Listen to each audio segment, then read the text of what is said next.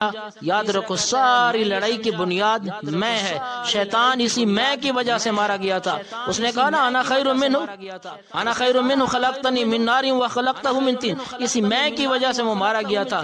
ہمیں اہل سنت والجماعت نے اللہ کے پیغمبر سے سکھایا، اللہ کے پیغمبر نے ہمیں سکھایا کہ میں کو مار دو، میں کی جگہ پر والجماعت ہے۔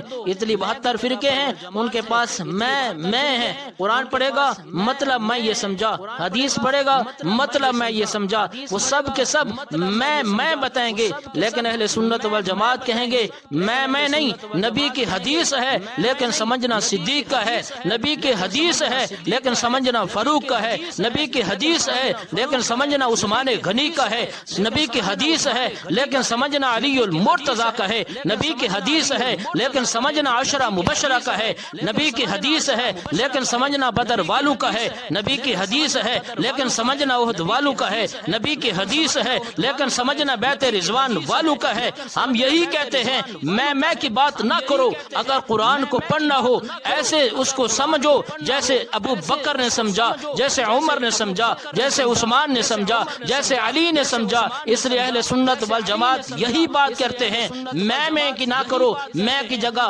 والجماعت کو لگاؤ، تاکہ جماعت صحابہ رضوان اللہ تعالی علیہم اجمعین، ہمارے ایمان کی بنیاد حضور کے صحابہ، ہمارے ایمان کا معیار حضور کے صحابہ۔ ساری دنیا کلمہ پڑھے گی لیکن سب سے پہلے کلمہ پڑھنے والے حضور کے صحابہ۔ آپ نماز پڑھتے ہیں لیکن حضور سے سیکھ کر نماز سب سے پہلے پڑھنے والے وہ صحابہ۔ آئیے صحابہ کے دروازے پہ، جھک جائیے صحابہ کے دروازے پہ، آپ صحابہ کا دامن پکڑیے، اللہ کی قسم آپ صحابہ کا دامن نہ چھوڑیے۔ قیامت والے دن جہاں حضور کے صحابہ جائیں گے آپ کو اللہ